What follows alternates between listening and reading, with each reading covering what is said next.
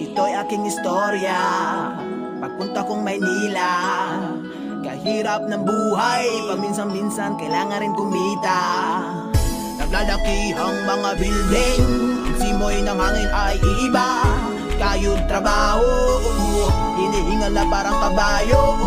Pero okay lang kasi ako ay may nakilala. Sobrang bait, binibini na maganda. At siya ang aking laging nakakasama. Binibili lahat ng gusto niya. Kapag nag-share kami ng food, di na ako makanguya.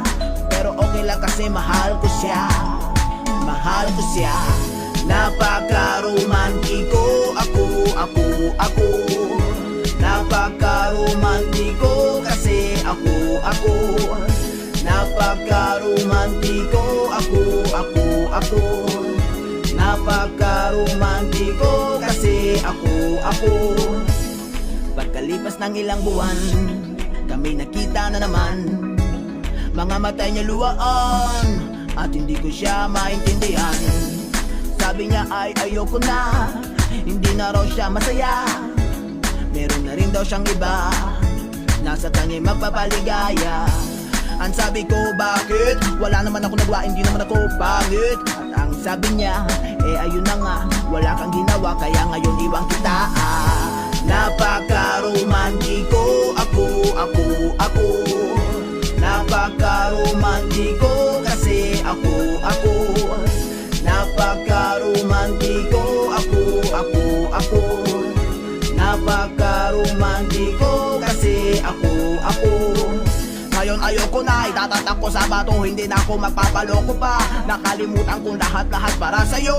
Nakalimut sa unang responsibilidad ng buhay ko, ang pamilya. Hindi ko na nauna, ako ay nabaliw. Dating mabait na tupa sa pag-ibig, na para bang tumbang preso. Ako na ang taya, ako pa ang napreso. Hindi man lang ako nakatikim ng beso, kahit marami nang nawaldas na peso. Ngayon patambay-tambay na lang sa may kanto. At umaasa na meron pang pagbabago.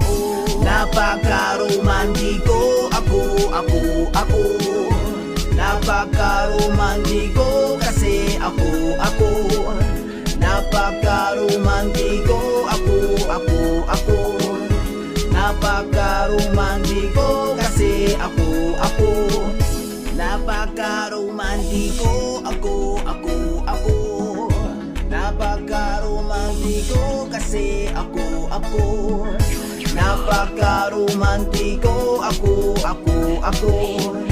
Napaka-romantiko kasi ako